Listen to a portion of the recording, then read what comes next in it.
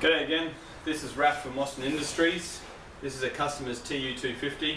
You'll might have heard of them before, the Suzuki's. They're based on the GN250 motor. I'm actually here we go. This is the seat that was on it. You may have seen something look a bit like that. We made a few modifications as far as the back end. This one was actually involved in an accident. So I'm just going to quickly show you a couple of easy modifications you can make, as well as a couple of, I suppose, intermediate modifications. First thing we did, this bike got hit in the back, so we removed everything off the back. There was a grab rail, the rear guard, the light. Also the front got damaged, so we've taken off the front light. Hopefully you can see that. We put a little 6-inch, one of our chrome 6-inch headlights on there. If you're interested in something like that, we'll put a link to our website. The indicators were rather large and bulky, so we've just put some small ones of ours there, which you'll see, but you can put just about any indicators on this bike other than LED. It's very straightforward. The LED ones, you just need to start to change the relay.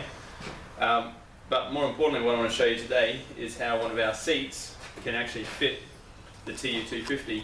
So our plan is going to be to get, reach across and get that. This is one of our stainless guards. Obviously, it's all wrapped with cling wrap, but it's this one's actually made specifically for an SR, and you'll also see that on the website. But our idea is that we're going to make this one fit in here. It's going to go up, mount in the frame just there. These struts here are going to mount up back here. We might have to make up a special little bracket for that, but that's basically going to sit there. So as you can tell, we've got the rear guard here somewhere. I threw that and discussed the other day, but the rear guard comes down to about there and is much sort of deeper, much uglier.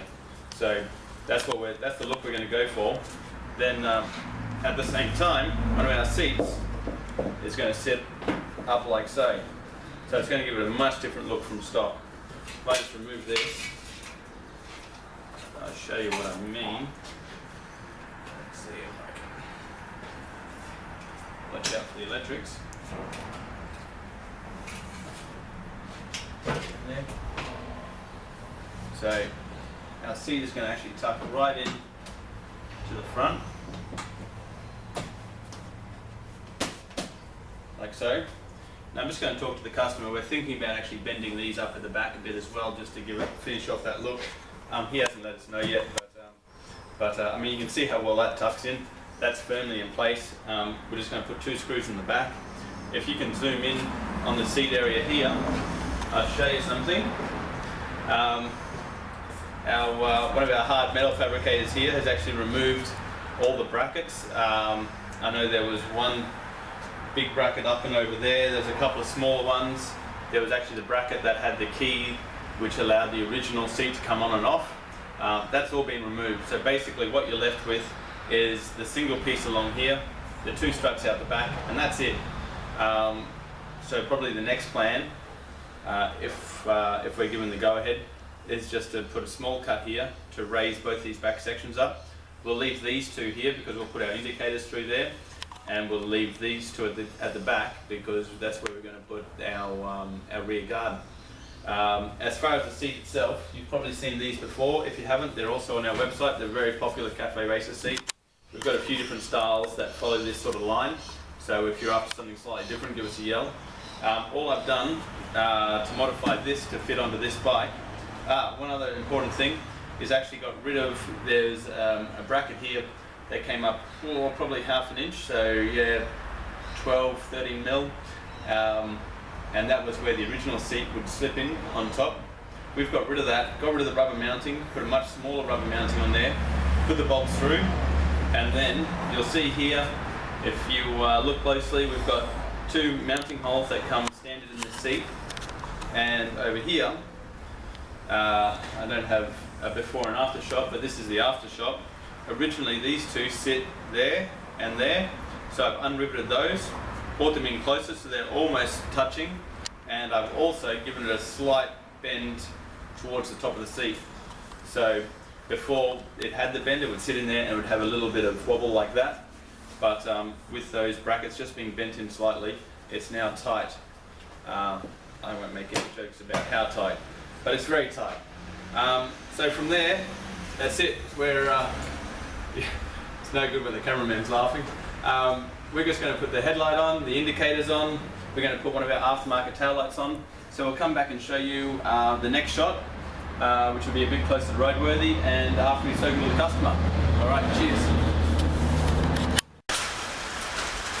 So we've finished a few things off. We've got our bar end mirrors on.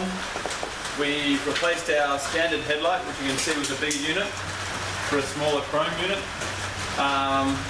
The indicators are on, all complete. And the tail light, which was that one there, has been replaced with one of our small units. Now, probably the most important thing I want to go, as you can see, that's basically what she looks like.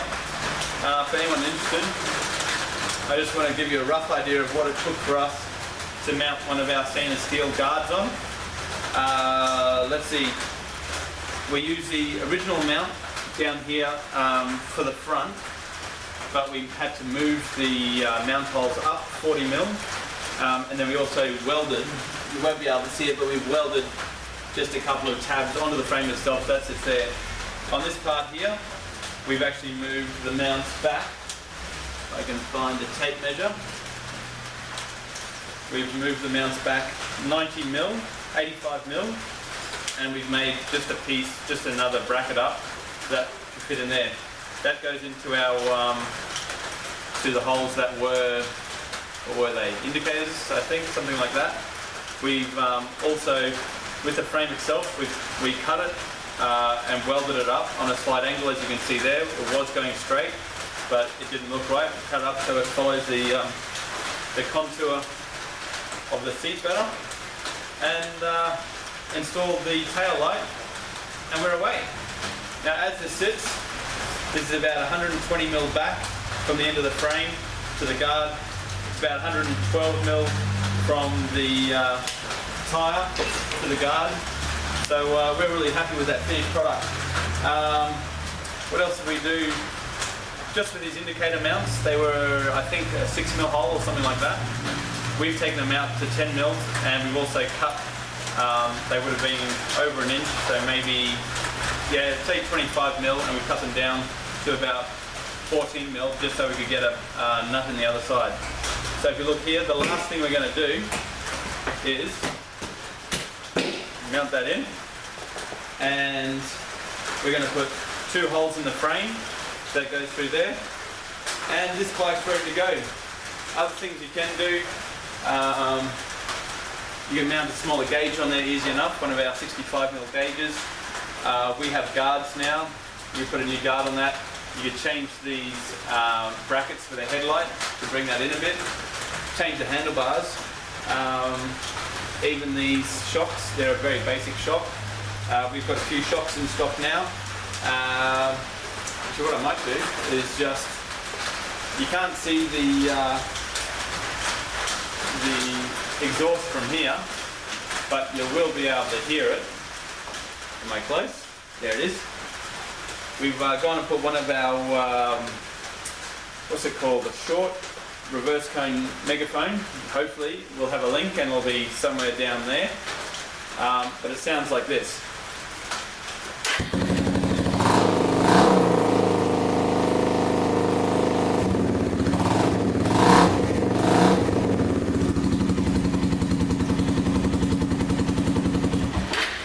So we're pretty happy with that.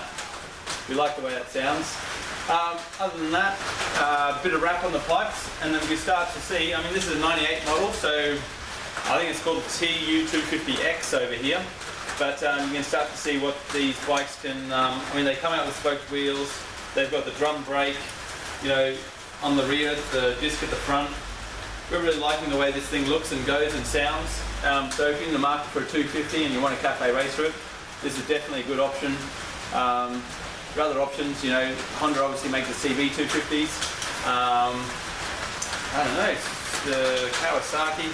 Anyway, there's a few things out there, but in the 250 market, we think these are pretty cool. The newer ones with the different tank are also very cool, but and hopefully we'll get to show you an update on one of those shortly. Alright, thanks for watching, and we hope you liked it.